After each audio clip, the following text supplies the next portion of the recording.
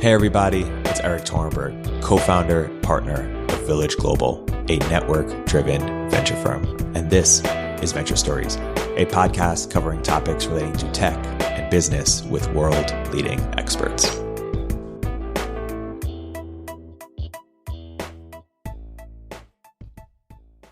Hey everybody, welcome to another episode of Village Global's Venture Stories. I'm here today joined by two very special guests, two returning guests, Keith Rabois and Jacob Helberg. You guys have both come on individually, but it is the first time you've come on my podcast and I believe any podcast together. Guys, welcome to the podcast. Thank you. It's great to be here in our exclusive dual capacity. It's great to be with you, Erik. Yeah, thank you for giving me the exclusive. I know it means a lot as an interviewer. Prime time. Awesome. So we're here to get into a number of different topics. One of which I want to start out is China. Now you guys have both been talking about China for quite some time, longer than other people have been talking about it. Jacob, you came on the podcast a few months ago and you, in fact, basically predicted what was going to happen with TikTok. Before getting into the details, and by way of introduction for people who haven't listened, why don't you trace your evolution, how you've thought about China, how you changed your mind on the topic, or just sort of how, since 2015 on, for example, you've sort of thought about it. Maybe Jacob, we'll start with you. Sure. So I, like a lot of people, had high hopes that China would be a country that could evolve into being a responsible stakeholder in the international system. Unfortunately, over the years, I've always had my doubts because of China's autocratic and authoritarian nature. And unfortunately, over the years, we've seen that unchecked power domestically a lot of the times can go sideways in ways that are pretty dark. In recent years, obviously, there have been revelations of genocide and the use of technology both within China as well as its exports of autocratic methods of repression abroad have been incredibly dystopian. And right now we're seeing a debate where there's a big debate about whether or not we're in a Cold War with China. And the expression around the nomenclature of a Cold War is very controversial. I'm very happy to say that I bring to this conversation no vested interest other than a genuine desire for us to see the country make the right decision and land in the right place on this issue. And I think that it's really fair to say that at this point, folks that say that we're not in a Cold War haven't been paying attention to the vast array of issues that a lot of Americans have grievances about, from the willful and lethal export of fentanyl to our country, to the rampant theft of intellectual property, the undermining of democracy around the world, the military intrusions in other countries like India, and as I said earlier, the revelations of genocide. So the way that I think about it is that, as George Orwell once eloquently put it, it's a piece that's not really a piece, and it's important that we take stock of that and act accordingly. Yeah, I mean, one thing you may know, Erik, that Jacob's talked about is, he started working on some analysis of China's threat, several years ago, probably 3 or 4 years ago, and nobody at that time was paying any attention whatsoever. And he drafted like a summary of some of his concerns, and we showed it to some of our friends, and they thought it was incredibly, revolutionary, actually, because it was so far off central casting to whatever everybody else was paying attention. Now, obviously, a lot more people all across the globe, but in the United States, politicians of, every stripe are paying to some extent attention. So, it's moved, it's like a classic startup where it's moved from incredibly controversial and sort of almost borderline insane, when people read it 4 or 5 years ago, to consensus. It's a little bit like Airbnb going from insane to consensus in a matter of years, or Open Door going from crazy to proven in a few years. Now all of Jacob's views are mainstream. Yeah, Jacob, you're a seed investor of political thought. Exactly. He's off to the races now. I mean, I've been paying attention to China for a long time as well. And so we didn't actually really know this, when we first met each other. But I had worked on some China policy many, many years ago when I was involved in policy. And I always had some concerns about the lack of thought that the American political establishment, particularly the foreign policy establishment, had given to China policy over the last 40 years. So in 1972, when we started engaging in China through Nixon's, sort of approaches, the whole point was to have China as a counterweight to the Soviet Union. And after the Soviet Union basically imploded in 1989, a lot of people never ask the question, well, why do we have this counterweight policy? And what does that mean? Should we still have this counterweight policy? Should we shift everything now that there's no longer a threat posed by the Soviet Union? And a lot of the China policy that we're still living with doesn't make any sense if there's no Soviet Union. So, for example, in 1979, I think we had this morally bankrupt decision where we basically sold Taiwan under the bus. We basically said they're a democracy, but China is a bigger, more important country. So we're not going to have any principles about protecting democracy and democratic governments. We're just going to refuse to call Taiwan an actual state anymore. And I think, various Republicans, various Democrats have all been complicit in that.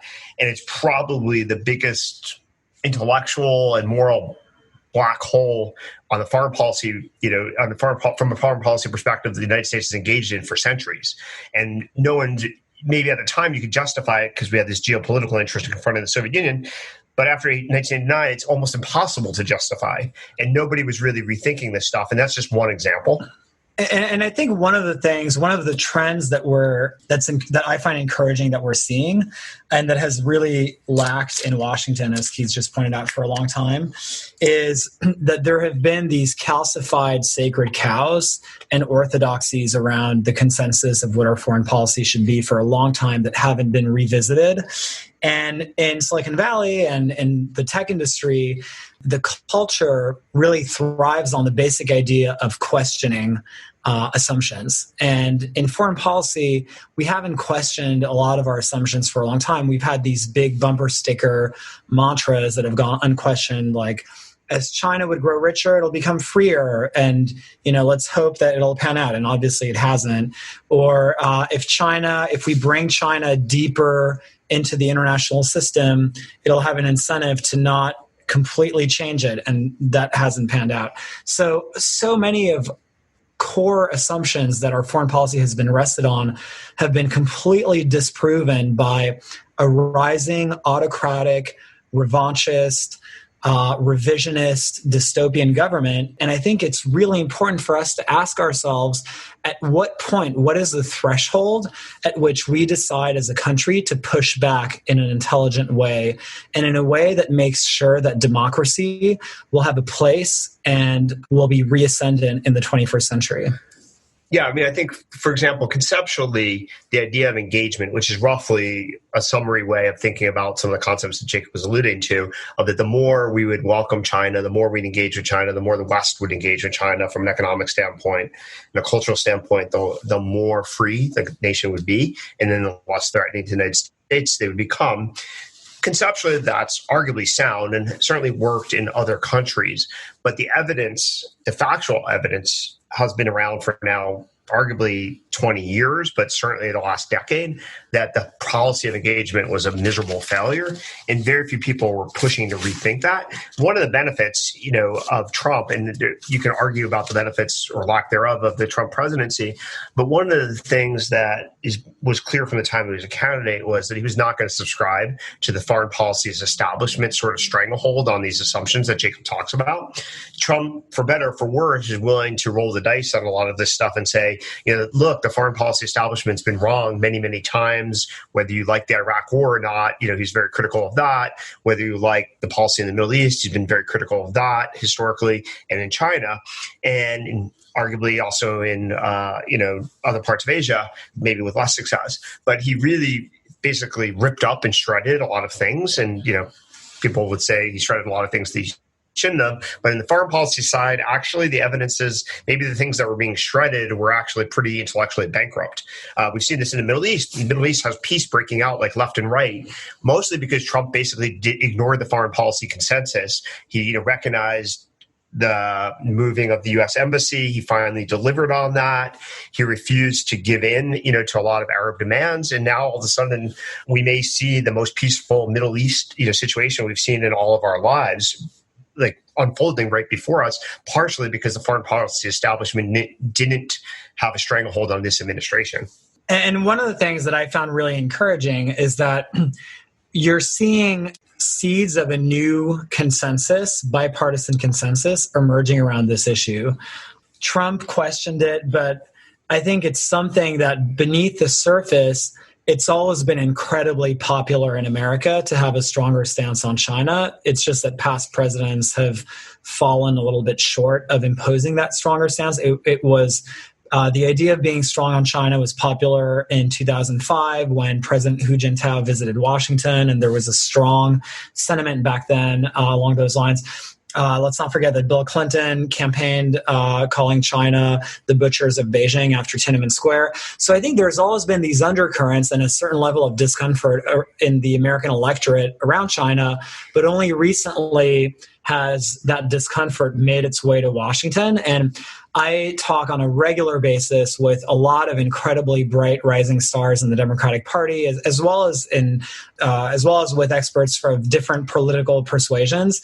And I find it incredibly encouraging the extent to which there's bipartisan agreement on the scope and nature of the threat, and the extent to which that the understanding of how important this threat is being the basis for agreeing on big things that need to get done domestically in order to make sure that America stays ahead in the 21st century. Yeah, I understand the argument that I guess that we had in the 90s and 2000s. It's a hubristic argument and it was wrong, but hey, if they, as they become richer, maybe they'll become more democratic. I understand that we were sort of drinking our own Kool-Aid, but at this point, I can't imagine why we would sort of deny, or what's the incentive to deny that there's sort of an emerging Cold War. Steve Bannon's, of all people, his argument, I believe, is something along the lines of China's effectively bought off our elites, like effectively like Goldman Sachs and other sort of major companies or universities, the NBA, other organizations are effectively just in the pocket of the CCP because they're just economically incentivized to at sort of the expense of the public. To what extent is or isn't that true? And maybe talk about the role both DC and Silicon Valley have to play in this sort of emerging Cold War and how they aren't living up to it. Well, I strongly believe that the reason why the business establishment, let's call it the Fortune 500, business community, and the political establishment have sort of turned a blind eye to a lot of the challenges of China and truthfully the offenses of China was because of the potential or the reality of money. There's a lucrative market, 1.2 billion people. So that's why you see the NBA, focused on China, expansion, how do they grow their revenues, how do they grow their popularity, and the consequences we saw last year vis-a-vis Hong Kong. You see Disney somehow or another basically producing movies with slave labor and giving the government editorial control over Disney movies.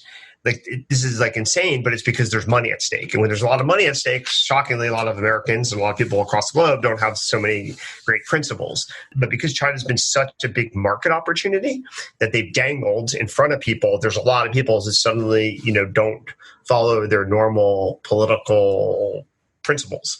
And so they've been very opportunistic.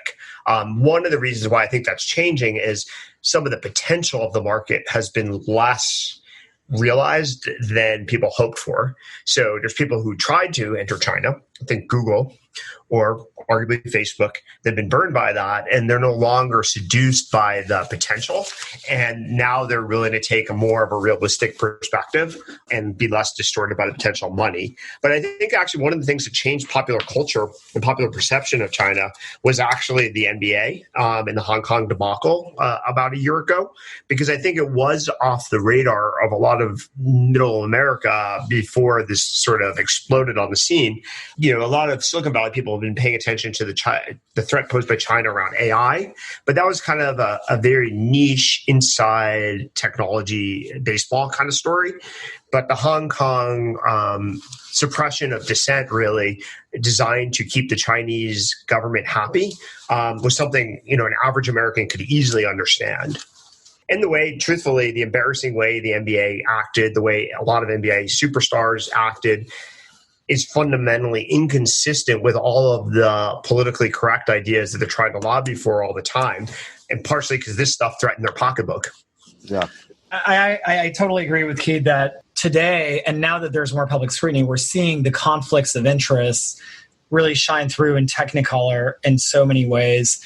And I think there are elements of the business community that have quietly started to sour on China because, as Keith pointed out, a lot of the promise and the carrot that China used to dangle with the size of its market hasn't panned out. And one example I would add to the list of examples that he cited, of course, was Uber, which dumped a lot of money into the Chinese market only to basically get chewed out and cannibalized there.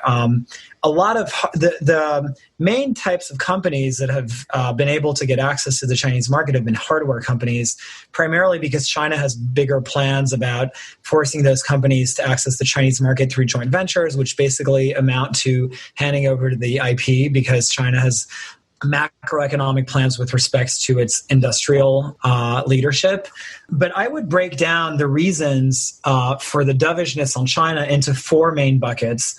There are the groups of people that have a academic, wonky resistance to the use of the term Cold War for academic reasons. I wholeheartedly disagree with that viewpoint because I think if you just look at any layperson's understanding of the meaning of what the expression the Cold War means, I think that's exactly where we find ourselves today.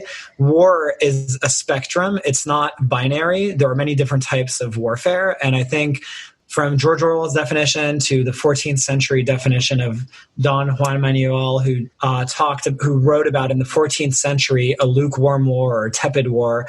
There have been many Cold Wars throughout history, and I think we're living through one of them. There are those in the foreign policy establishment that are simply afraid, that fear the specter and the consequences of what it might mean to admit that we are in a Cold War. Does it mean that we have to take drastic steps in a number of different directions?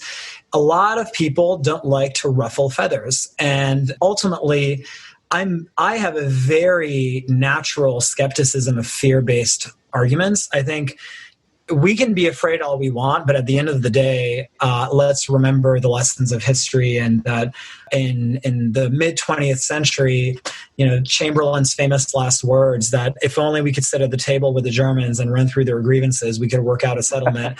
I think when you're faced, peace takes two. When you are faced with a foreign, autocratic, ambitious power that has its own designs, its own plans, its own motivations, you can come to the table with the best intentions and only to get deceived, and you lose time and you end up with your back against the wall and with a much, much more difficult hand to play than if you take a more assertive stance up front. Appeasement can lead to war, not confrontation. Both appeasement and confrontation can lead to war, but too often the establishment forgets that appeasement can also invite the very kind of war that we're looking to avoid. And the last two that I would add is discouragement. There have been a number of op-eds where you can just sense a number of foreign policy diplomats that have been around for 30 plus years that are just kind of discouraged, that start in the opening paragraphs of some of their op-eds saying, oh, America can't, we can't change the trajectory of China, nor should we try, and therefore let's cut a deal and accommodate. I kind of disagree with that because I think there are a lot of cards that America hasn't played yet. And I think that, to be honest, it's not just about America. I mean, if it was just about ourselves, it would be much easier to throw our hands up in the air and say, well, let's just see where this goes. But this is about the future of democracy, which ultimately impacts not just all of us, but the future of our kids and the future of this country and democratic people everywhere. So I think it's a much bigger mission than ourselves. And the last one is conflicts of interest, which we talked about earlier. Yeah, I mean, I would dial this back to, this is very similar to the debate we had in the late 70s when Ronald Reagan was elected, where a lot of people were accommodating the Soviet Union and just were advised that we need to be realistic and that we would be threatening war by taking steps to confront the Soviet Union and calling them out as the evil empire was incredibly controversial. But the part that led to the best success in American foreign policy in the last 70 years was being intellectually honest and being candid publicly. The Soviet Union was an evil empire, and by stating that, we liberalized people to confront the Soviet Union internally and in the satellite states of Poland. We allowed the United States internally to finally take steps to put more pressure on the Soviet Union to reform itself. And it turns out the Soviet Union was intellectually bankrupt and economically bankrupt at the same time. And it was only by the clarity of thought and the willingness to ruffle feathers and not accommodate that, President Reagan had, that we were able to make dramatic change so that by the time, Jacob was actually born, the Soviet Union was ending, which is really exciting. And, in contrast, I think a lot of people who grew up through the traditional political establishment, whether they're Republican or Democrat, are afraid of taking these steps because they're too likely to listen to advisors. One of the greatest features of Reagan was he had an intellectual philosophy, and it didn't matter what other people told him. He was sure that he was on the right side of history, and he was going to let nothing get in his way. Trump, I don't know if has quite the intellectual philosophy and heft behind it, but he also isn't afraid, obviously, of ruffling feathers. So I think it's not accidental that you see some of these foreign policies that for decades we've taken for granted in the United States. It requires a president who's fairly immune from conventional thinkers and conventional advisors to be able to take the first baby steps that unlocks progress. Yeah, I've heard the argument that McCarthyism in its sort of assessment of the problem was actually correct, and that there were a lot of communists in the United States. Maybe its methods were extreme or wrong or not the right solution, but that people underappreciate perhaps, especially among the left, just how many were actual sympathizers. I think that's probably fair. The diagnosis was correct. Obviously, certainly can quibble with the reaction. But interestingly enough, I hadn't really focused on this before, but the Chinese investment in Hollywood studios has been an incredibly effective propaganda campaign over the last 30, 40 years. I mean, other people have written this. It's not an original idea, but you cannot find movies that have Chinese villains. And that's a byproduct of the Chinese dollars and Chinese market being used to either acquire and or manipulate the people who produce content in the United States. Whereas you can find lots of Russian villains, over the last 50, 60, 70 years. So in some ways, you can argue that China learned a lot of lessons from the Hollywood saga vis-a-vis the Cold War, the initial Cold War with the Soviet Union, and basically said, well, why don't we just own the content producers, and then we don't want to have this problem. Yeah. And actually, BuzzFeed not long ago covered a very interesting in-depth report about the influence of Chinese money in Hollywood. I have some family in the movie business. I can tell you there's a lot of fear among producers and artists about being overly critical of China when producing a movie. There's fear of it having financial repercussions with respect to access and availability of funding, but there's also fear of what happened in the early 2010s with Sony and the hack, when there was a silly comedy that ended up turning Hollywood onto its head because Sony got hacked, and all of a sudden the executives at Sony's emails were publicly revealed, and it ended up resulting in people getting embarrassed, and a bunch of people got fired. So I think there's a real problem that is incredibly important for us to be honest about with respect to the influence of the Chinese Communist Party in movies and our universities and Confucius centers around the country. And I think it's okay to admit that while at the same time asserting the basic fact that the United States isn't in a Cold War with the Chinese people. It's in a Cold War with the Chinese Communist Party, a regime in Beijing that has a lust for power. And let's remember that the Chinese people are the first victims of the CCP. Tibetans are Chinese citizens too. Uyghurs are Chinese citizens too, despite what the CCP says and does. But these citizens have been oppressed for so many years, and I think being empathetic and having solidarity towards the Chinese people, I think it's hard to have solidarity for the Chinese people without acknowledging the malicious behavior of the CCP. Yeah, and then I'm glad that Jacob mentioned BuzzFeed, who's typically not my favorite publication, but I give them a lot of credit for being intellectually honest on this topic, whereas the New York Times has basically been a CCP propaganda outlet for the last 10 years. So there's a famous story probably about 5 years ago, cover page, the New York Times front page, where they wrote about how the Chinese internet is censored, but Chinese citizens are happy. Literally, you should Google this. It is absurd, and it was absurd at the time. And the fact that it was a front page news in quotes story is insane. And then, more recently, you've seen things where, various people who write for the New York Times have been defending Chinese policy on many of these topics. And it's just absolutely it almost looks like someone owns the New York Times the way they, support the regime. But fortunately, now with diversity of media, these stories are getting out there through social media, through alternative publications. So, American policymakers have to confront the actual reality, and they can't be as easily manipulated by the gatekeepers.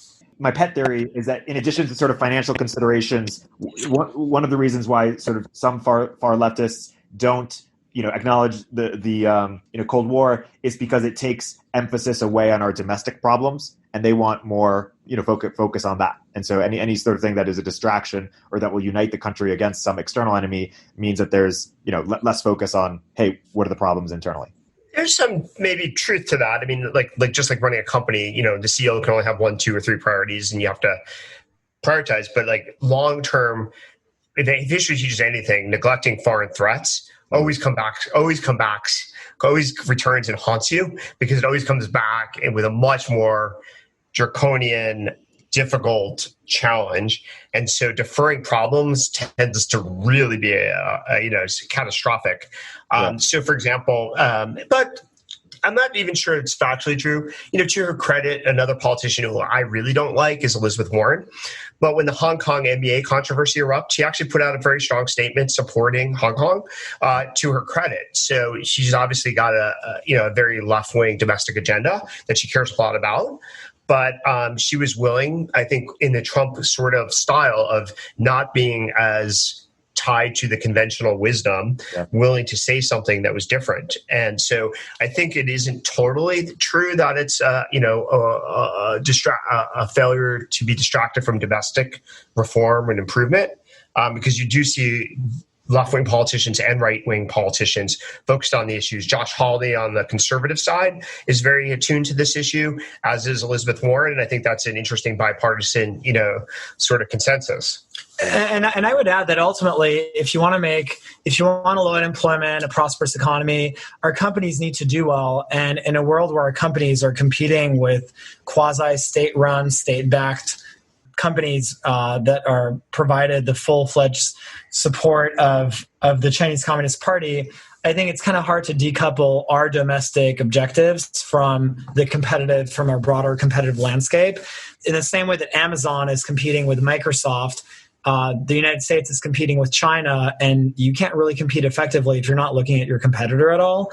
And so I think it's very, very hard to decouple those two things. Yeah, in addition, as Jacob pointed out at length in one of his recent pieces in Foreign Policy, look, this affects everyday Americans. When we don't have access to prescription drugs, when we can't produce penicillin or antibiotics in the United States, when we don't have access to PPE or masks because they're produced in China, that's something that affects every American, blue-collar Americans, white-collar Americans, Democrats, Republicans, Midwest Americans, coastal elites. So you can't really divide and say, a major issues confronting America today internally are insulated from confronting the reality of China. Yeah. It's interesting. Like a couple years ago, or when Trump was first starting to do some of this stuff, you could barely find any sort of major economists, most economists did not support it. It doesn't match the models. It doesn't sort of match how we teach economics in terms of free trade, even when the other country is a mercantilist autocrat. And yet I've seen a lot of libertarians and a lot of economists recently. I think COVID has been sort of one lightning rod there, sort of change their tune a little bit. Like we even had Tyler Cowen write about sort of state capacity, which you would never expect a libertarian to write about. It's sort of been interesting to see that evolution. I'm curious if you guys have seen it too. Yeah, no, absolutely. I think it's fascinating. I mean, I generally start with a free trade. I understand all the advantages of comparative advantage, all the stuff you're taught in basic econ. I've always been a fan of, but I think the reality of macro threat to our system and macro threat to democracy trumps some short-term economics. So, for example, I think outsourcing all of these supply chains to China, whether electronics or prescription drugs, was economically efficient and led to, in some ways, a better standard of life for Americans. That's a very short-term and maybe middle-term focus. But there's a strategic premium that we basically paid for that, which threatens the national interest. And at some point, the longer-term national interest has to trump short-term marginal economics. So it would definitely be more expensive in any reasonable time horizon to produce iPhones in the United States. The consumer surplus of an iPhone is outstanding, like the ability to have the world in your pocket, all the world's information in your pocket, maps, music, everything. So no doubt, instant on communication, life-saving kinds of technologies. However, we've been subsidizing that in a sort of anti-strategic way by manufacturing these products at a discount in China. And at some point, the strategic sacrifice, the national interest sacrifice, is too expensive to bear, and we have to confront that. We did this with, oil and petroleum in the 1970s. It turned out, in the 1970s, the best, lowest cost producers of petroleum were mostly outside the United States. Whether they were in the Middle East or somewhere else, they were mostly outside the United States. And we wanted and needed cheap oil to run the American economy. And as the price of oil went up, it actually interfered with the economic growth of the U.S. economy and created inflation. But we still decided to create a national petroleum strategic reserve because we felt that our foreign policy was being held hostage to the producers of oil. And that was not a long-term acceptable thing to do. And we needed to insulate ourselves from the, political manipulation of the price of oil. I think in this case, we need to do the same thing. And we can't have drug manufacturing, mask manufacturing, consumer electronic manufacturing completely held hostage to the political interest of the Communist Party of China. Yeah, and I think one of the biggest strategic miscalculations, was the decoupling of our economic foreign policy from our national security objectives. For a long time, they kind of went hand in hand. We had, obviously, the Marshall Plan, which was an economic package to Europe, which was delivered to fulfill strategic political objectives. So for a long time, there was a symbiotic relationship between our economic foreign policy with our national security priorities. And after the Cold War, there's been a little bit of a decoupling of those two things, partly because there was this philosophy that it didn't matter because if you give a country Starbucks and McDonald's, they're eventually going to become free and their people will want freedom and the desire will come from the ground up, and therefore we don't need to prioritize it. And that decoupling, I think, has really come back to haunt us quite a bit. And so I think today there's increasingly the acknowledgement that pure and perfect Ricardian models of competition were always based on the assumption that you would have an equilibrium. And when you would have surpluses or deficits, eventually you have macroeconomic adjustments, what the International Monetary Fund calls automatic stabilizers, that return the trading relationship to an equilibrium. We haven't had that because our companies are competing against state-backed companies. It's not an environment of pure and perfect competition. It's asymmetric competition.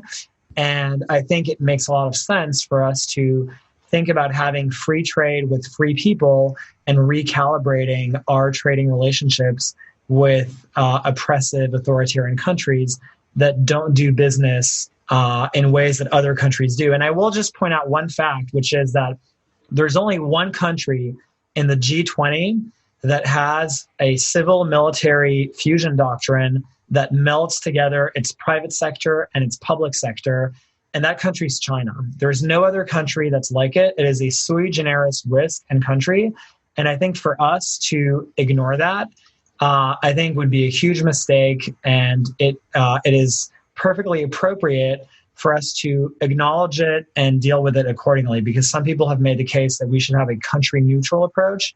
And I think that is artificially blinding us to the basic reality that China is sui generis, I think would land us in the wrong place. Let's talk about TikTok. The sort of the regulation, sort of the sale, what that means, second, third order effects, what we can expect, and what it more means more broadly for the future of sort of how tech platforms, open platforms, and sort of geopolitics intersect.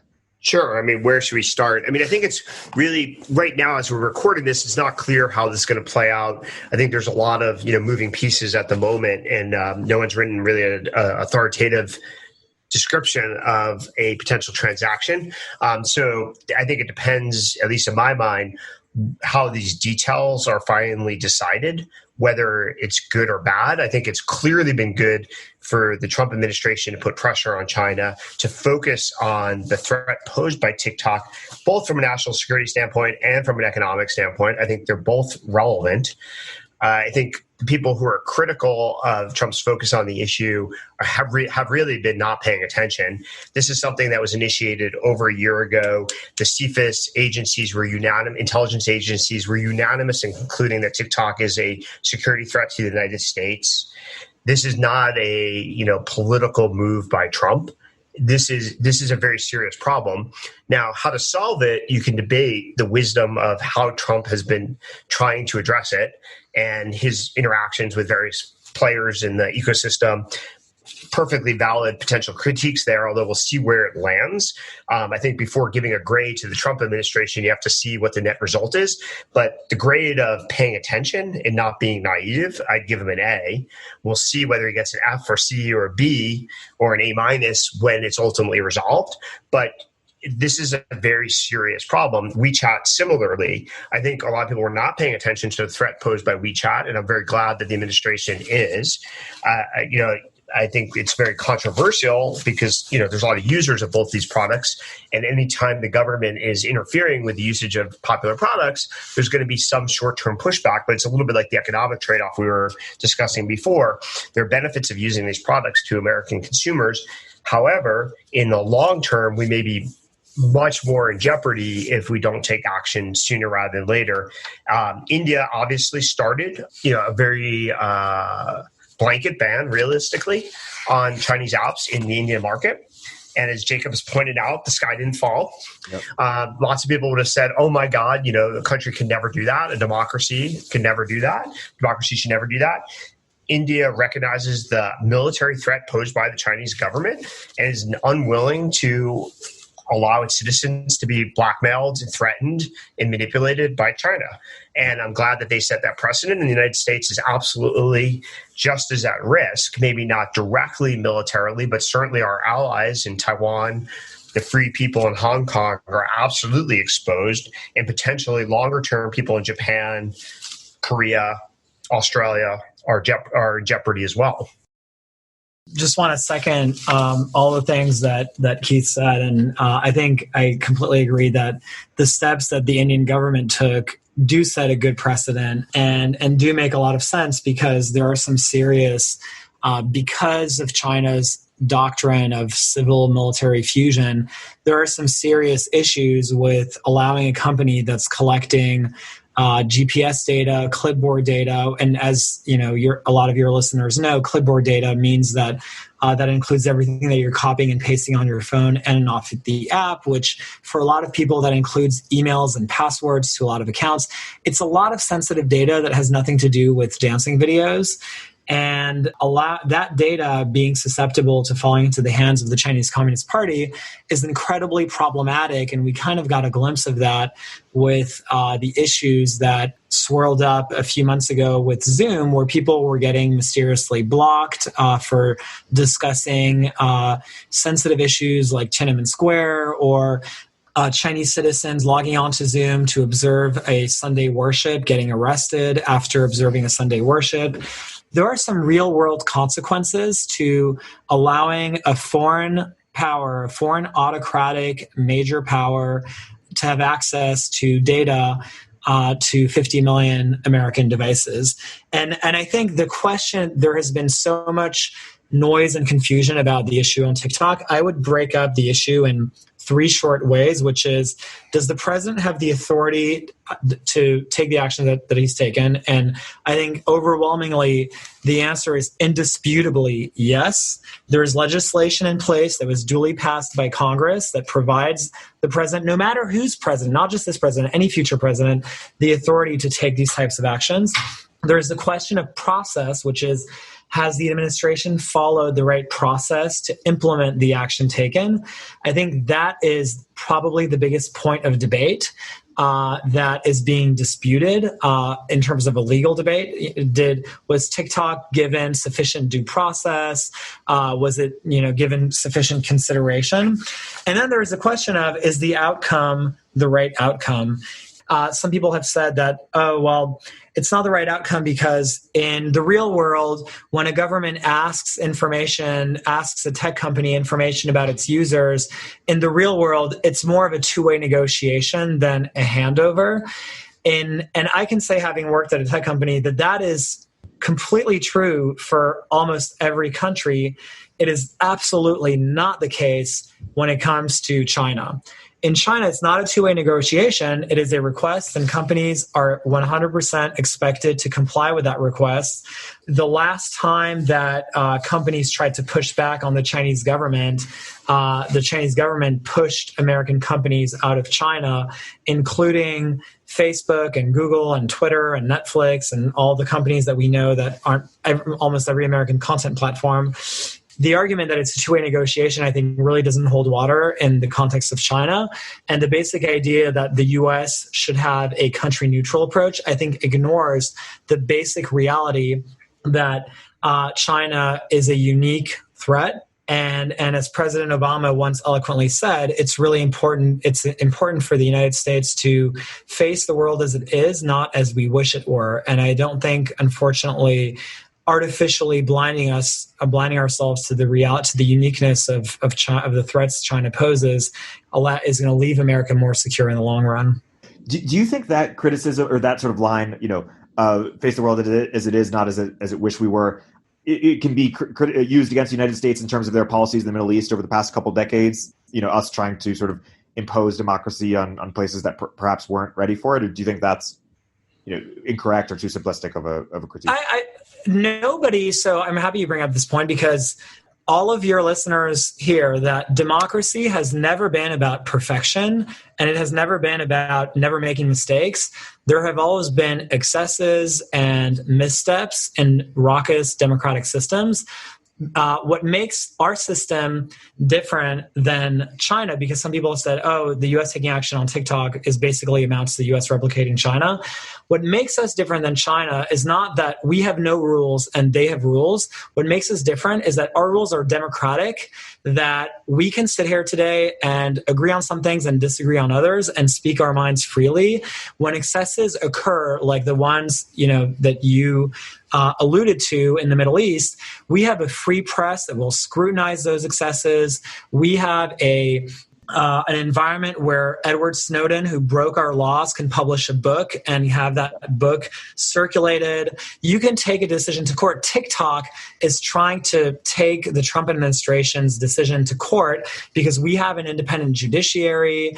That is what a system of checks and balances look like. And I would simply ask, let's look at what happened in Hong Kong. Where is, we have the Black Lives Matter movement in the US. Where is the Uyghurs' Lives Matter movement in China? Where are the checks and balances in China? And I think at the end of the day, democracy is not perfect, but if you're going to pick a system, let's look at the full picture and let's ask ourselves, if you believe in your own right to speak your mind and to have disagreements with people, then I think you are tacitly supporting the American democratic system. Well put. Let's segue into the election. We're sitting here, it's 45 days or just a bit over a month until the election, which, oh my God, it's going to be insane. Let's talk about sort of the state of play now. Keith, I'm curious to get your assessment on where are things. RGB passed away tragically a few days ago. That shakes up the playing field. If you put on your sort of objective, neutral, just analysis analyst hat, what's happening right now, and what do either parties need to do in order to win? If you were strategizing for either of them. Yeah, well, I think right now the race is still too volatile and unpredictable. I don't believe that the linear extrapolation from the polls is a wise thing to do. Although traditionally and certainly historically, that would have been mostly accurate. Races don't shift that much at this late stage usually, especially with two well-known candidates, and they both have name IDs that are off the charts. The issues, though, that I worry about, the volatility, is obviously 2020, if anything, has taught us that you should expect the unexpected, and in all dimensions of our life. Like Black Swan seems like a common, refrain these days. But I think there's a couple areas where easily you could see the race shake up. I mean, the dynamics of the Supreme Court replacement, is one variable, and that's still going to play out over the next week or two, and we'll see how that shapes races. Second, I think the health of both candidates, both being very old, 74 and 78, basically the same age as my parents, they're all subject to, either small or serious health issues in the last 42 days. And that could, introduce a lot of variability into the race. There's a presidential debate coming in about 7 or 8 days. Typically, people tune in for the first debate, and that, is a pretty high-profile event. That could shake up the dynamics of the race, let alone unexpected developments on the healthcare side, whether COVID becomes more acute in the United States again due to the fall and the flu season and the various components that people were talking about on the fear side, or whether we have progress on instant tests, rapidly available saliva-based tests that can allow businesses to be open more frequently and more easily, or we have progress on a therapeutic or a vaccine. All of those things will play into the dynamics going into the election. Economic data, there's going to be one more jobs report that's going to come out before the election, which almost surely will be very positive for the administration. Just looking around even San Francisco, which is the most locked down city in the United States, people are hiring here again for the first time, since March. My addiction at Barry's Boot Camp is opening tomorrow morning for the first time. Amazing. But that's a sign of, where the economy is going. And so I think if the jobs data is great going into the last month election, there's a little bit of a propellant there behind, a re-election campaign. So I think it's still yet very challenging to predict where this nets out, and it'd be kind of a fool's errand. Net, you look at the pollsters would basically say plus or minus, it's 75% Biden, 25% Trump in terms of a distribution curve. You look at the betting markets, they're more like 48% Trump, 52% Biden. If you ask me to make a call right now, I'd be probably somewhere in between, roughly 40% Trump and maybe 60% of Biden election. But I don't want to put out my forecast quite yet. I mean, in 2016, I think I'm the only person on all of Twitter that predicted the Electoral College popular vote split. And, on July 4th of 2016, I called Trump's election percentage at 46.0%. He actually got 46.1%. So I missed by, 10 basis points 5 months before the election. But right now I feel very unconfident trying to project where this election's going. I want to get to tech markets, but before I just want to put a pin in China. I've been reading a little bit of Peter Zeihan, and it seems that his sort of prediction for China over the next decade is basically what he predicts is the U.S. will continue to retreat from sort of its economic global entanglements because they seem to make less and less sense for the U.S. and will focus much more inwardly. But China is totally reliant on those economic entanglements. I think it gets, I don't know if it gets 25% of their oil or 75% of their oil from the Persian Gulf. And without the U.S. sort of protecting the seas, it's just going to be sort of chaos there. And so basically, he predicts that China's economy will implode in any number of ways, and maybe it will mimic. We were talking about Russia earlier. The sort of that Cold War in terms of one side will just implode. If you had to predict, over the next decade, like how do you think that relationship will evolve, or what do you think? Do you think it's that dire, or what do you think happens there? It's a fascinating theory. I do believe, though, if that were to happen, it'd put incredible stress on the powers that be in China. So one of the reasons why the Communist Party has stayed in power is over the last 40 years, to their credit, they have improved materially the welfare of the individual citizens in China. So there's 1.2 billion people, and they've taken the role and responsibility of increasing the sort of lifestyle and availability, of access to food and shelter very seriously. And they've been able to grow the economy so that they can propel, improvements in standard of living, basically, for all 1.2 billion people. It's been incredibly impressive. But it's basically a top-down political protection theory as well. The lesson the Chinese elite learned from Tiananmen Square was, if we feed our people better, we're just going to be less threatened by, demands for democracy. And so if the economy is under more stress, I think then all hell may break loose domestically, and you'll see more threats to the powers that be, whether they're protests like you saw in Tiananmen Square, whether you see they're true revolutionaries emerging through the system, a little bit like the Mikhail Gorbachevs, in the Soviet experience. But there's going to be significant stress. And when there's significant stress, sometimes that leads to more hostility externally. So that could be more confrontation with the U.S., not less. It may yield a better long-term outcome to have significant internal stress, but the byproduct of that may be short-term very scary for Americans. It is not uncommon for autocratic regimes to turn to foreign adventures when the going gets rough at home. I mean, we've seen that in Russia, for example, where the economy in Russia, the domestic economy in Russia, is incredibly stressed, as Keith said. Vladimir Putin has turned outward on foreign adventures in Crimea and in the late 2000s in Georgia, to try to tell its people that, look, you may not have jobs and you may not have a great economy and life expectancy may be receding, but we're restoring national glory because we're re-annexing, we're re-Sovietizing parts of the old Soviet empire. So one could easily conceive China following a similar playbook because its history suggests that there's something about human nature for leaders to cling to these types of behavior patterns. And there's already the foundations in place. I mean, China obviously just did this with Hong Kong, where it basically completely rebuked core assumptions of the one country, two systems policy, which was predicated on a peaceful resolution. But it could do the same in Taiwan. It just built the largest fleet in the world. So one would ask, and it is building up, it's carrying out a weapons buildup right across the Strait of the South China Sea. So one would ask, why are they doing a weapons buildup right across the strait from Taiwan, and why would they need 350 ships?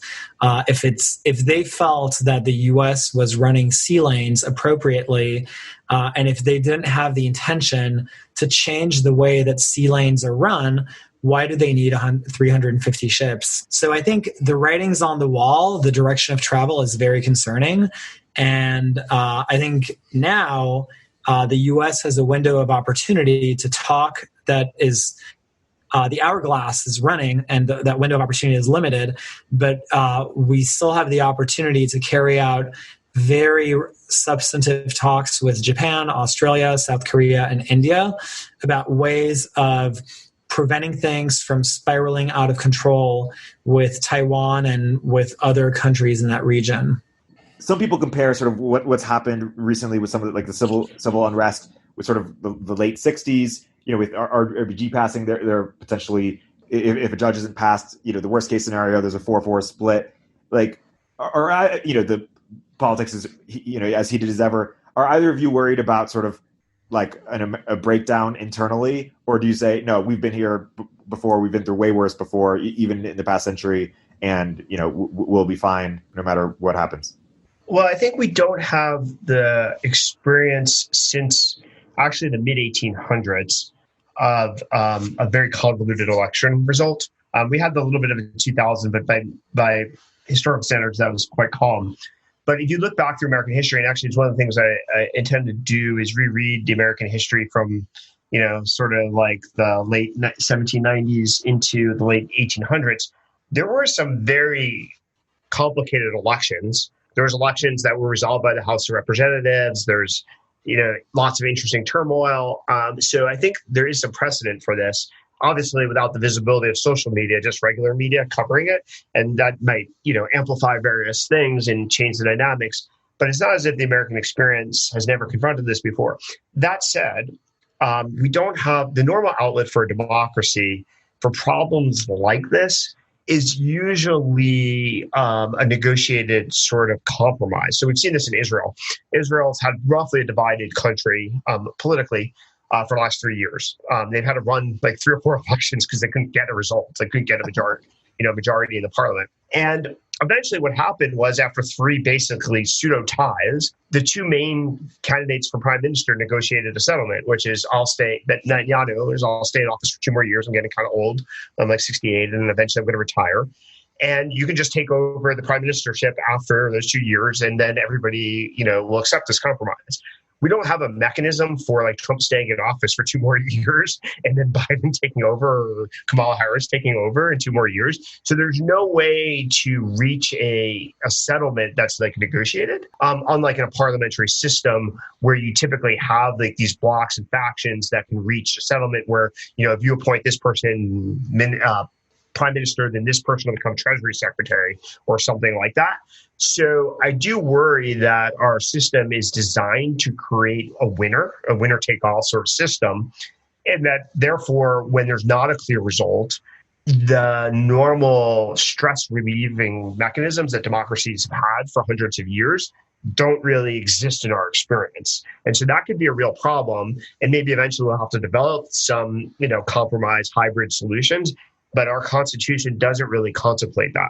And I also share those concerns. I think I'm a big believer in the resilience of American democracy, but I am pretty concerned about whether perceived or real the legitimacy of the election. Well, my concern is like not broad like that. I do think though there's going to be this weird perverse dynamic where, let's say if the election were held tomorrow, and just so eliminating the variability, I think Trump would win on election day the majority of votes.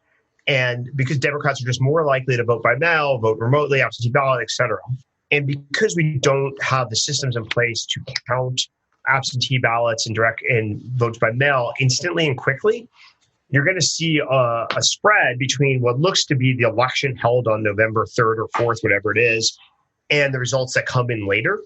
And that's an unhealthy dynamic. And that may switch at some point in the future when a different candidate wins on election day and a different candidate, has more mail-in ballots. But I think that amplifies the problem substantially because most American experiences, you would watch, most of us grew up when you'd watch like the nightly news and ABC News, would call the election or this state for Georgia for the Republican or this state for the Democrat. And then eventually you get to a projection, and that would be the person who's the president of the United States on election night. It's kind of a ritual, almost like an event.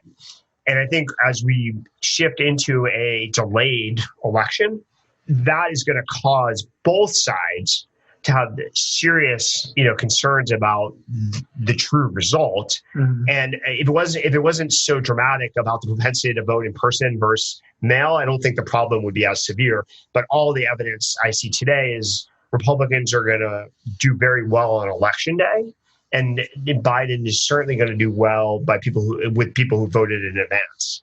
Whew, we're in for a wild ride. With 10 minutes remaining, I want to get to 3 topics on the tech side. The sort of COVID, venture thesis in terms of where you're excited, right now and going forward over the next, 12 to 18 months, where you're looking for. Any requests for startups. That's 1. 2, sort of public market, whether the SPAC phenomenon is here to stay. Obviously, Open Doors is going through it. And 3, just, long, short, sort of, remote work. And then, is there really an exodus outside of Silicon Valley happening? So first, I'll start with the obvious question. Keith, of course, Open Doors is going through a SPAC, but where's your SPAC? Where's your independent SPAC? Well, I don't want to run a SPAC. I already am busy enough for the venture fund. We have a $1.4 billion venture fund and $1.5 billion growth fund. We're very, very busy. I've been deluged with investments over the summer. I'm serving on something like 16 boards. I don't have time for new stuff. Yeah. I'll leave the SPAC creation, the SPAC management, the SPAC sales process to others. It seems like it's a very attractive thing for lots of people. There's lots of people we know in common that are running SPACs these days, and probably more that are jumping in the market. But I'll be happy to send my best companies to the SPAC sponsors that are good. Hopefully there's some matchmaking function I can perform, but I have no desire to create or run a SPAC. Totally. Is this a temporary phenomenon, or where are we sort of at with going public, and what can we expect going forward? Oh, I think a lot of companies want to go public as fast as possible. I think they detect, both electoral volatility coming along the lines we discussed, and stability is usually rule of law and stability are usually friends of business, and volatility and unpredictability are usually not. So I think there's one issue there, which is everybody's rushing to go public before the election. Number two, I think if Biden were to win, because he's already announced that he's going to raise the capital gains tax rate, there's going to be a sell-off in the public markets because people are going to want to lock in the gains this year in calendar year 2020 and not pay double the capital gains tax rate that he's already announced he wants to impose. So if you have a massive sell-off, that may trigger a catastrophic and somewhat permanent decay in the market. So I think that's concerning, but not necessarily inevitable. So I think all of these things are in. And third is the valuations are actually quite attractive right now, right? The public market comparables to all the private companies are quite strong. So a lot of private companies are looking at the comparables and saying, why wouldn't I be public? It seems like public market investors are going to appreciate my business, maybe even more so than private investors would. Why not? So I think that equation has led to a lot of sense of urgency in going public. The SPAC phenomenon is maybe even a solution to that, a temporary solution, which is there's a perception that a SPAC process is faster than a traditional IPO process. That is mostly true, although I do think that's a temporary blip. I think there's some reasons to believe that they should harmonize to be about the same amount of time with the right leadership, holding constant the same company, same leadership. But there's an attraction to SPACs because on average, people have been able to be a public entity through a SPAC process in, let's say, 2 to 3 months. And traditionally, the IPO process is more like 4 to 6. And given that there's a D date of the election that everybody's worried about, or certainly end of the year, that has led to a lot of appeal of a SPAC. But there's a lot of things that are wrong with the traditional IPO process. Bill Gurley, tweets and writes about this a lot. That has also led to, innovation around direct listings, not just SPACs. So I think the entire process of going public may be revisited over the next, 6 to 24 months. And SPACs, direct listings, and IPO liberalization and rule changes will all be, components of a new solution. Yeah. Let's quickly touch on any sort of requests for startups in COVID or markets you're particularly excited about, or a hot take on valuations, or how you sort of expect the private markets and public markets to sort of intersect. Well, the public market valuations are in some ways very refreshing. They're basically, it's perfect proof of what I've always believed, that the public markets are actually great long-term investors. This idea that public market investors are short-term thinkers is just false. All of these companies are being valued on their long-term potential. And if anything, COVID is basically validated that, because everybody's just like ignoring the distortions and the volatility associated with COVID over the last 1 or 2 quarters and saying, like, look, we still believe in you over the next 20 years. Why would our valuation change?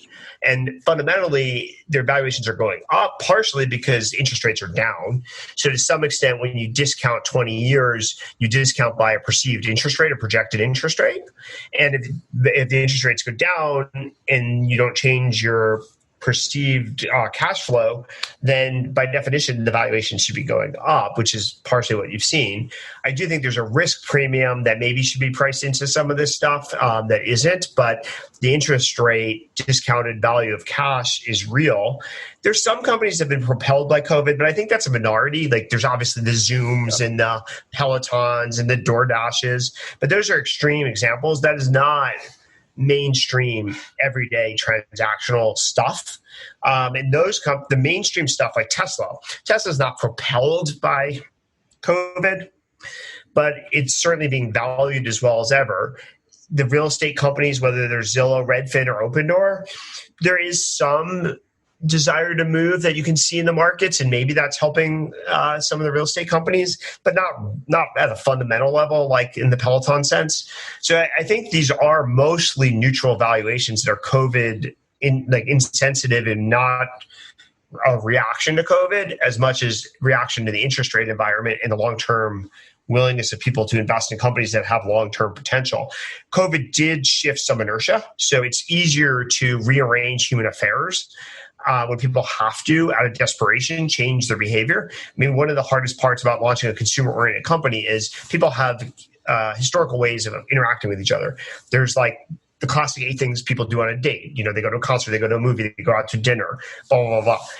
during COVID world, you had to rethink what you would do on a date because you couldn't do any of those things. So the ability to create a new product or service that would be like appealing during a date was possible, where it'd be like almost like a fool's errand to try to reinvent that in a normal environment. So I think it unlocks and unleashes some consumer, new behaviors as people are desperate for new things. But whether they are permanent or temporary is a bigger and open question. Do we have a couple minutes on whether remote is here to stay as much as people think it is? Yeah, I'll give you the key view of this. Is I don't believe in remote, generally speaking, as a good strategy. The biggest reason is, and I'll use a sports metaphor here, is some people do like gymnastics, some people do play tennis, some people play golf, but a lot of people choose to play basketball, baseball, football, soccer because they're team sports. And when you're working remotely, you may get the productivity gains of working remotely, or you may not sacrifice in productivity, but you don't get the joy and benefits of having teammates. So part of the reason why you like having teammates is you gossip with them, you joke with them, you make fun with them, you bond with them, they become your best friends. And that's very difficult to generate in a remote world. And so I think we're seeing some signs of disconnect and dysfunction, truthfully, in some of the companies I'm involved in. The companies are technically more productive, or certainly not degrading in productivity during COVID, but that satisfaction per employee is down pretty dramatically. And I think that's because people look at a job as a bundle. For many people, it's a job. Some people, it's just purely a professional activity. I just want to go from point A to point B as fast as possible. A lot of people look at a job as a combination of a social enterprise and a productivity, work product, craft, and a compensation bundle. And we really deprive people of that. So I think where it lands is people will be back in their office, and it'll be a comparative advantage to be back in the office sooner rather than later, but there'll be more flexibility. It may be 3 days a week in the office where everybody's there at the same time, and 2 days you can work from where you want, but there's going to be contemporaneous time requirements that allow for spontaneous generation of new ideas, as well as the bonding with teammates and the social joy parts of the job that especially younger employees want. I think as you have a family and as you have other commitments in life, you may focus more on different parts of the bundle, and that may be the productivity and efficiency part. But for a lot of people, as they're entering the workforce, connecting with other people is a critical part of the environment that they crave. The last question, we'll get you, and then we'll get you out of here. So does that mean that you are long San Francisco, but in a resigned sense? People will have to be here, but they'll be frustrated about it? I don't know if they'll be San Francisco. I think they will be jointly located, and they may also do, there's an interesting strategy that Square Cash App has used, where they are not remote, but they are decentralized.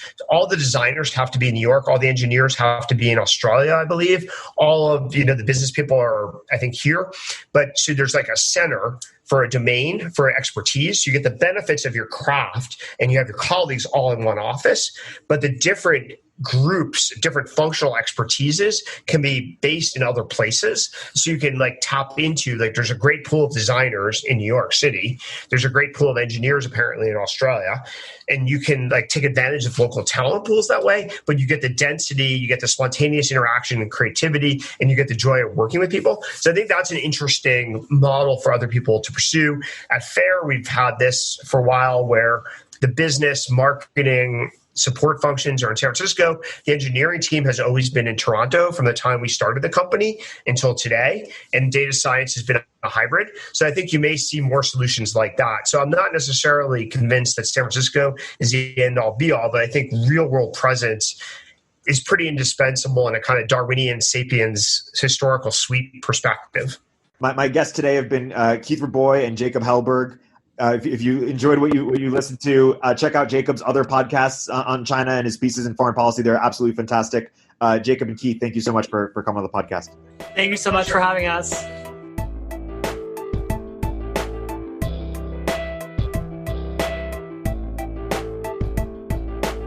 If you're an early stage entrepreneur, we'd love to hear from you. Check us out at villageglobal.vc.